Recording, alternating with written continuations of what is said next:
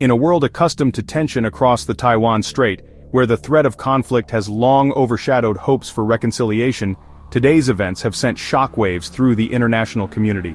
Today's announcement from Beijing is nothing short of historic, signaling a potential turning point in a relationship that has shaped regional security for generations.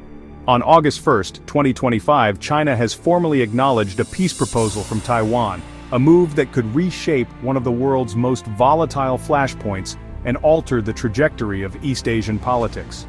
For decades, cross-strait relations have been defined by military threats, deep suspicion, and a constant readiness for escalation on both sides.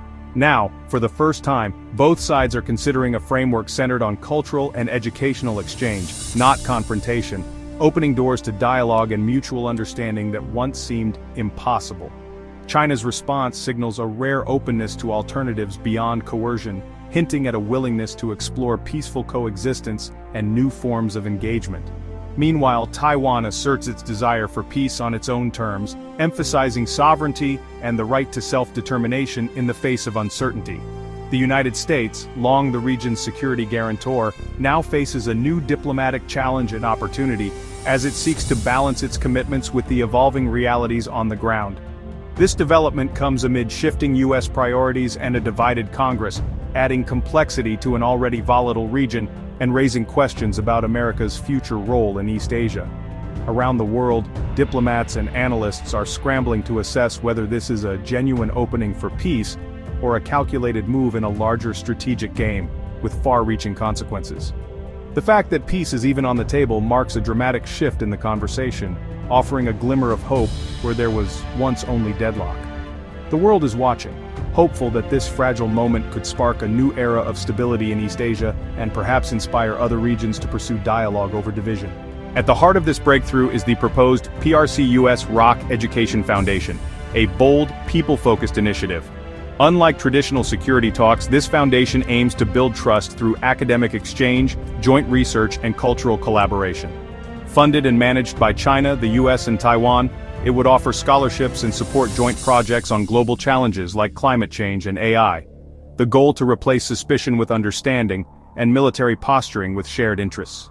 For decades, peace in the Taiwan Strait has relied on deterrence and ambiguity, fueling an arms race and deepening mistrust. This proposal flips that logic, arguing that lasting security is built on human connection, not just military might. By bringing together students, scholars, and civil society leaders, the foundation hopes to erode the narratives that fuel hostility. It's a long-term investment in peace, aiming to transform confrontation into cooperation. The question now is whether this vision can overcome the entrenched skepticism on all sides. The proposal's acknowledgement has upended the delicate triangle between China, Taiwan, and the United States. For Beijing, engaging with Taiwan in this way projects peaceful leadership and reframes its global image. For Taipei, it's a diplomatic coup, showcasing Taiwan as a proactive force for peace, not just a pawn in great power rivalry. The US now faces a balancing act supporting peaceful engagement without undermining its security commitments or ceding influence. If successful, the Education Foundation could create a new channel for dialogue, insulated from political and military standoffs.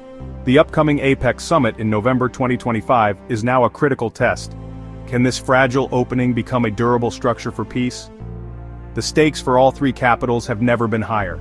The shockwaves from Beijing's move are being felt in Tokyo and Seoul, where leaders and citizens alike are closely monitoring the unfolding situation. For both countries, stability in the Taiwan Strait is not just a distant issue, but a core security concern that could directly impact their own peace and prosperity.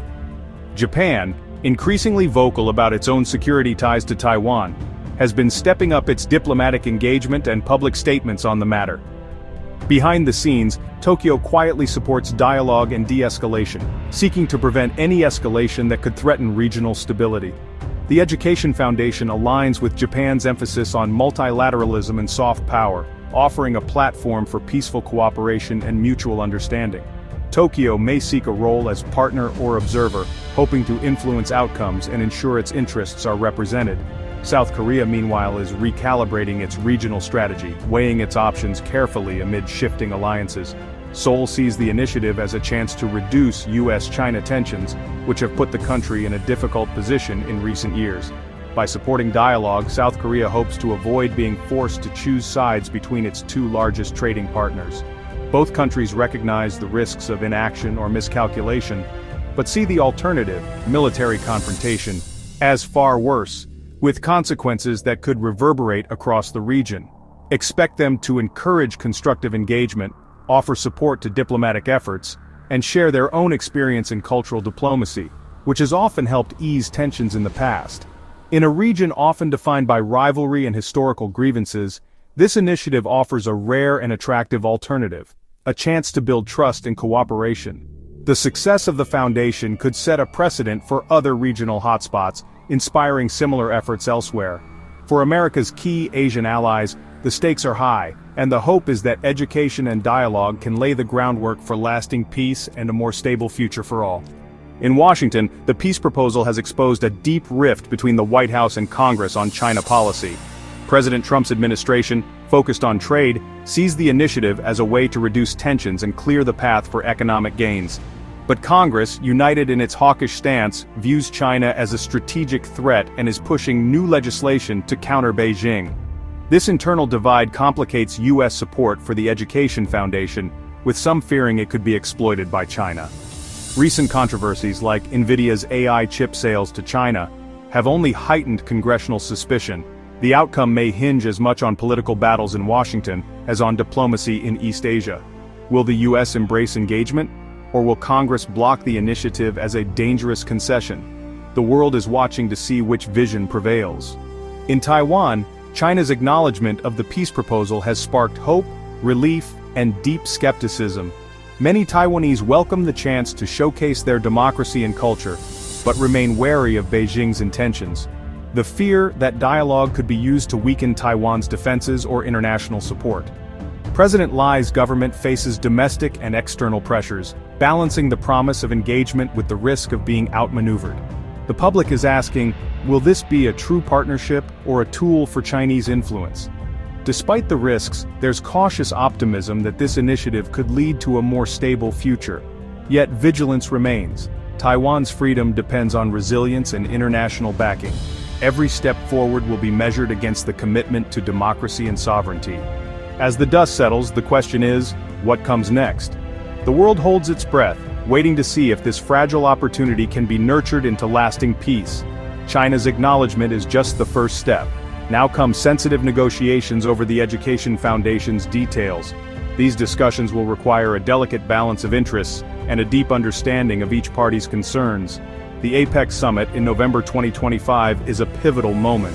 A public endorsement could give the initiative real momentum. Leaders from around the world will be watching closely, and their support could be crucial. But deep mistrust, political divisions, and the risk of sudden crises threaten to derail progress at any moment. The path to peace is fraught with challenges that require constant vigilance and adaptability. Success will require patience, diplomatic skill, and a willingness to take risks for peace. It will also demand a commitment to ongoing dialogue and compromise. This moment is bigger than the Taiwan Strait. It's a test case for a new model of conflict resolution. The outcomes here could set precedents for how future disputes are managed globally. If education and shared interests can build bridges here, it could offer hope for other global flashpoints. The younger generation's involvement is key to fostering long-term peace and understanding. The world is watching to see if this bold proposal can become a blueprint for peace. Media coverage will play a significant role in shaping public perception and support. In an era of great power rivalry, this fragile opportunity may be the best chance for a more stable future. The symbolism of unity and growth is powerful, but it must be backed by real action. The next few months will determine whether hope can triumph over history. The stakes are high, and the world is watching with bated breath.